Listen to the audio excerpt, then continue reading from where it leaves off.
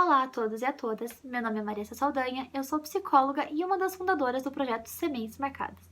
No vídeo de hoje eu vim dar uma dica para você, papai e mamãe, que está com o seu filho aí em casa na quarentena. Que tal usar esse período para ensinar o seu filho a se proteger contra o abuso sexual?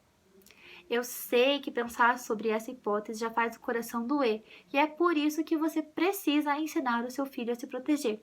Eu sei também que esse é um assunto complicado e que muitos pais não sabem nem por onde começar e nem com qual idade começar a falar sobre isso com os filhos. Então é por isso que eu separei algumas dicas para ajudar vocês com essa questão. A primeira dica é: adeque o conteúdo a uma linguagem que a criança seja capaz de compreender. O conteúdo é simples, você precisa explicar para o seu filho que existem pessoas ruins, que essas pessoas podem tentar tocar nas partes íntimas delas e que, caso isso aconteça, seus filhos devem vir contar a um adulto de confiança, que pode ser você ou pode ser uma outra pessoa. Esse conteúdo pode ser explicado de N mil formas diferentes, então você tem que perceber qual é a forma que melhor se adequa ao seu filho.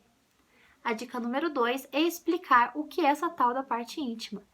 Muitos pais acham que o filho compreende isso de uma maneira muito clara, mas a verdade é que não. Então explique para o seu filho que no corpinho dele existem partes que não devem ser tocadas, que existem partes que ninguém deve tocar, e que essas são as partes íntimas.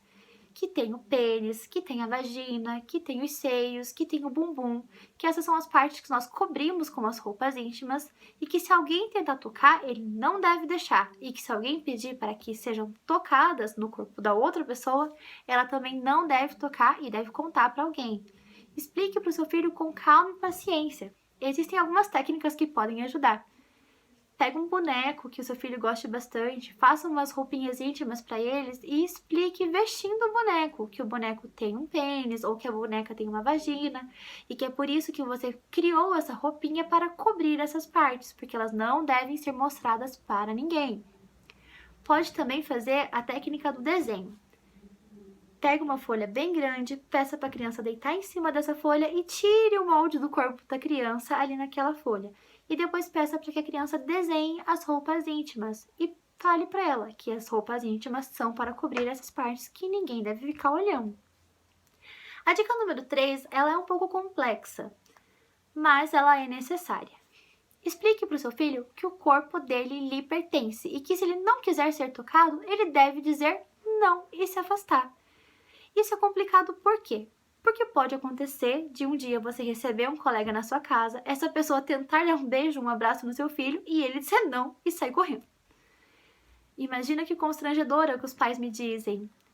Mas é mais fácil você explicar para a visita que você ensinou o seu filho que o corpo dele não precisa ser tocado por ninguém que ele não queira e que isso é muito importante do que você colocar na cabeça do seu filho que o corpo dele não é necessariamente algo a ser respeitado.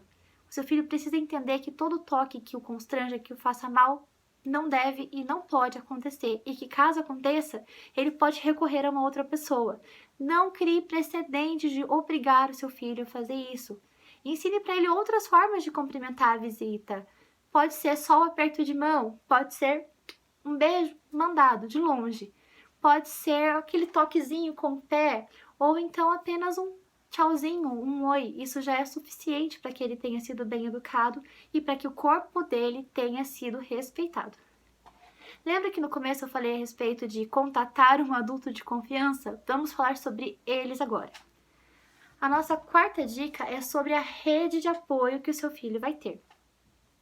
Essa rede ela é importante porque nem sempre a criança está perto da mãe e nem sempre a criança está se sentindo confortável para conversar com a mãe e com o pai. Então é importante que existam outras pessoas adultas, outras pessoas responsáveis em quem ela pode confiar. Como saber quem são elas? Pergunta para o seu filho. Ele é a única pessoa que vai poder dizer em quem ele confia. Pergunta para ele quem são os adultos que ele gosta, que ele confia, com quem ele conversa. Geralmente ele vai dizer que é a professora, que é a madrinha, que é uma tia, uma avó, a mãe de algum coleguinha, talvez. Fale para ele que essas pessoas serão os novos heróis dele e que qualquer coisa ruim que aconteça, ele pode contar para essas pessoas, que elas vão ajudar, que elas vão entender e que elas vão sempre acreditar nela. Essa é a parte mais importante. Depois que você conversar com o seu filho e explicar tudo isso para ele, conversa com essas pessoas que ele disse que são o grupo de heróis. Ligue para elas e explica que o seu filho as elegeu para serem os protetores dele e que você está confiando também nelas para essa função. Explique que elas pode acontecer do seu filho contar para eles alguma coisa que você ainda não saiba e que caso isso aconteça, que eles falem com você porque você quer proteger o seu filho o máximo possível. Esses vínculos são muito importantes, porque caso alguma coisa aconteça e você não esteja por perto, ele pode recorrer a uma dessas pessoas e as coisas acontecerão de uma forma muito mais rápida. E aí vamos à nossa quinta dica. Ensine seu filho a não guardar segredos. Eu sei que essa é uma questão muito complicada, mas quando criança ele não tem que guardar segredos.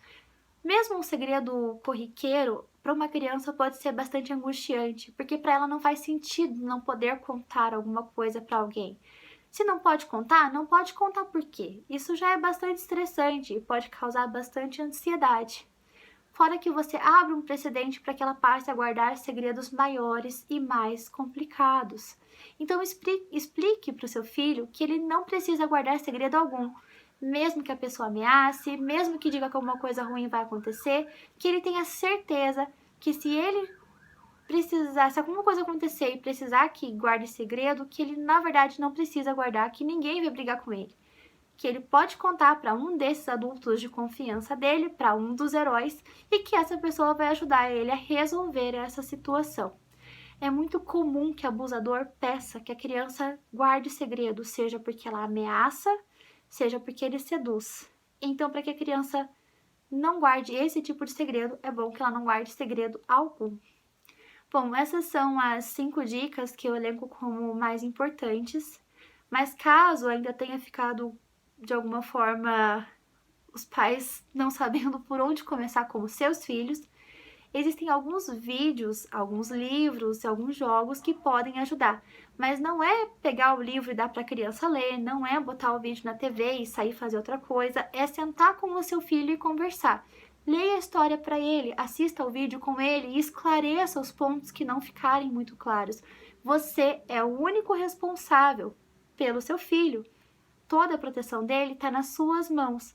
Então, não delegue a um vídeo no YouTube.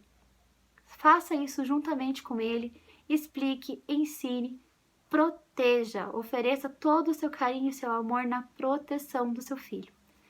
Eu acho que o vídeo era isso que eu queria passar para vocês. Na semana que vem, vou postar um vídeo aqui falando a respeito dos sinais e sintomas que uma criança que foi vítima de abuso sexual pode apresentar. Então, encontro vocês na semana que vem. Abraços a todos. Fiquem em casa nessa quarentena, protejam seus filhos, protejam sua família e até a próxima.